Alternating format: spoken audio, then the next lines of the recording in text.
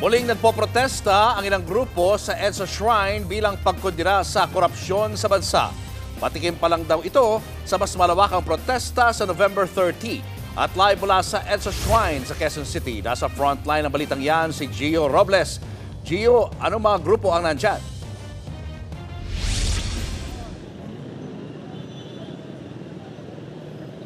Julius, ikulong na yan mga kurakot ang paulit-ulit na sigaw ng mga grupong nagpapaalala umano na hindi pa tapos ang laban sa korupsyon. Dito sa tapat ng EDSA Shrine, muling nagtipon-tipon ang mga nakiisa sa White Friday protest. Sabay-sabay na nag-noise barrage sa mga dumadaang sasakyan at mga commuter ang mga rallyista. Bitbit nila ang mga banner at placards na may nakasulat na katotohanan at pananagutan, busina laban sa kurakot, tama na, sobra na, ikulong na, at panagutin ang mga kurakot. Ang Trillion Peso March Movement ang nasa likod ng White Friday protest. Ayon sa organizers, opening salvo pa lang ito sa mga serye ng protesta na gagawin nila linggo-linggo o tuwing Biyernes bilang bahagi ng paghahanda para sa main event o malawakang kilos protesta sa buong bansa sa November 30.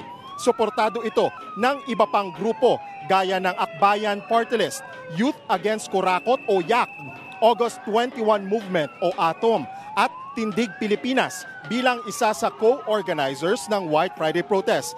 Isinagawa ang protesta sa nagpapatuloy na investigasyon sa ilang mambabatas na nakipagsabwatan umano sa ilang opisyal ng gobyerno at mga kontratista para magpakasasa sa kickback mula sa mga flood control project.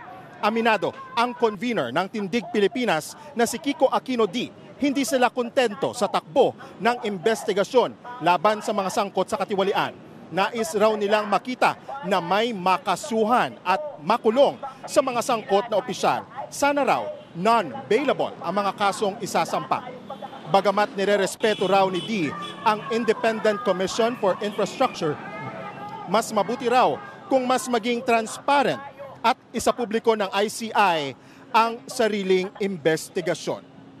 Julius, kung mapapansin mo sa aking likuran ay wala ng tao. Sa ngayon kasi ay pumasok na yung mga nakiisa sa White Friday protest sa loob ng simbahan para dumalo sa misa. At pagkatapos niyan o susundan niyan ng candle lighting ceremony bandang alas 7 mamaya. Sa lagay naman ng trapiko ay hindi nakakaapekto itong White Friday protest sa bigat ng traffic na nararanasan ngayon on both lanes, northbound at southbound ng EDSA. Pero dito sa intersection ng EDSA Ortigas, lalo na sa Ortigas ilalim, expect na titigil talaga yung mga sasakyan dahil nga sa traffic light. But once it turns green, ay dire-diretso na yung mga sasakyan. Julius. Maraming salamat, Gio Robles. Mga kapatid, Julius Babaw po. Para sa komprehensibo at makabuluhang balitaan at talakayan, mag-follow at mag-subscribe na sa social media pages ng News 5.